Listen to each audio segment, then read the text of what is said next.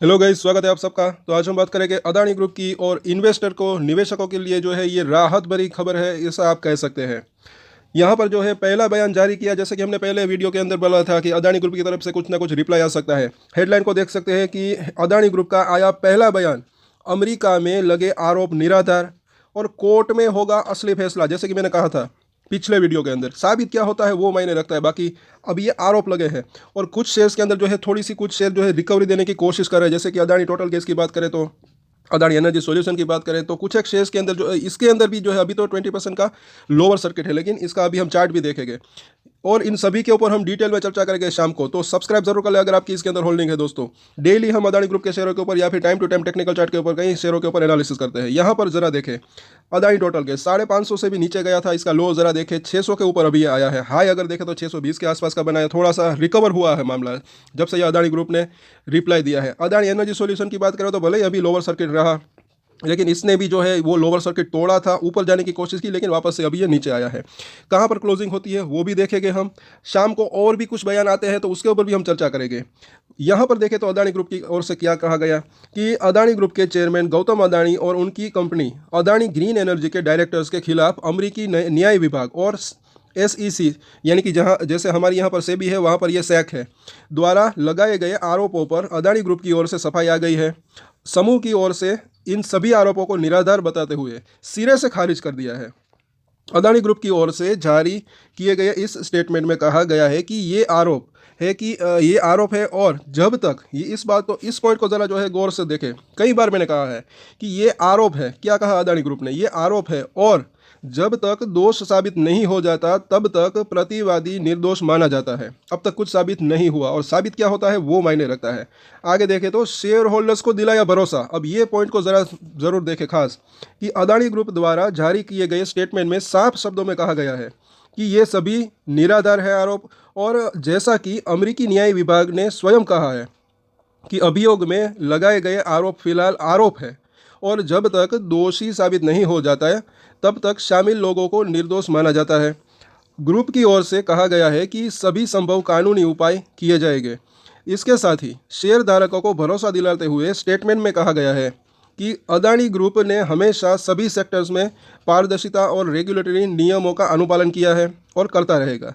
हम अपने share holders, partners और समूह की कंपनियों में काम करने वाले कर्मचारियों को आश्वस्त करते हैं कि हम एक कानून पालन करने वाले संगठन है जो सभी कानून का पूरी तरह से अनुपालन करता है। गौतम अदानी पर लगे क्या आरोप, तो सबसे पहले बात कर लेते हैं कि उन आरोपों के बारे में जो अमेरिका में गौतम अदानी और उनकी कंपनी पर लगाए हैं। तो बता दें कि गौतम अदानी पर कथित तौर पर US में उनकी company Adani green energy limited की जो है को सोलर एनर्जी प्रोजेक्ट से जुड़ा कॉन्ट्रैक्ट दिलाने के लिए 265 मिलियन डॉलर, यानी कि करीब करीब जो है 2236 करोड़ रुपए की रिश्वत देने और इसे अमरीकी बैंकों और इन्वेस्टर से छिपाने का आरोप लगाया गया है। अमरीकी अभियोजकों ने दावा किया है कि ये कंपनी के सीनियर ऑफिशियल ने कॉन्ट्रैक्ट पाने के लिए भारतीय अधिकारियों से को जो है ये पेमेंट करने पर सहमति जताई थी। तो ये आरोप थे इसके लिए। और न्यूयॉर्क टाइम्स की रिपोर्ट के मुताबिक अदानी ग्रीन एनर्जी ने झूठे बयानों के आधार पर गुमराह किया और 2021 में बॉन्ड की पेशकश के साथ अमेरिका समेत अन्य इंटरनेशनल इन्वेस्टर और अमेरिकी बैंकों से पैसे जुटाए। अमेरिकी अटॉर्नी बायरन पीस का कहना है कि अरबों डॉलर के कॉन्ट्रैक्ट को हासिल करने के लिए भारत में सरकारी अधिकारियों को रिश्वत देने की एक बड़ी योजना तैयार की गई थी। ऐसा भी कहा गया है कि गौतम अदानी ने भी इस संबंध में कथित तौर पर सरकारी अधिकारियों से व्यक्तिगत मुलाकात की थी। ये पूरा का पूरा मामला है। और यहाँ पर अगर हम देखें कि शेयरों का हाल, इधर लगे आरोप और उधर सभी शेयर धराशायी। एक बात मेरी समझ में नहीं आई, इतनी ज़्यादा गिरावट क्यों? क्योंकि ये हो सकता है एक तो जो है मार्केट का हाल जो है वो अभी बुरा है, साथ साथ हमने क्या बात की थी पिछले वीडियो में भी, हो सकता है कि कुछ स्टॉप लॉस कुछ इन्वेस्टर के ट्रिगर हो चुके हो, इस वजह से और गिरावट आई। एक सपोर्ट जैसे कि टूटता है तो उसके बाद का सपोर्ट होता है, वहाँ पर जाने की संभावना रह सकती है। टेक्निकल चार्ट की भी अगर बात करें तो कई बार हमें बात की है। और यहाँ पर हम देखें आगे कि किस प्रोजेक्ट को लेकर जांच के घेरे में, तो अमेरिकी अभियोजकों के मुताबिक गौतम अदानी की कंपनी ने राज्य के स्वामित्व वाली solar energy corporation of India को 12 गीगावाट सोलर एनर्जी देने के लिए कॉन्ट्रैक्ट हासिल किया कि हालांकि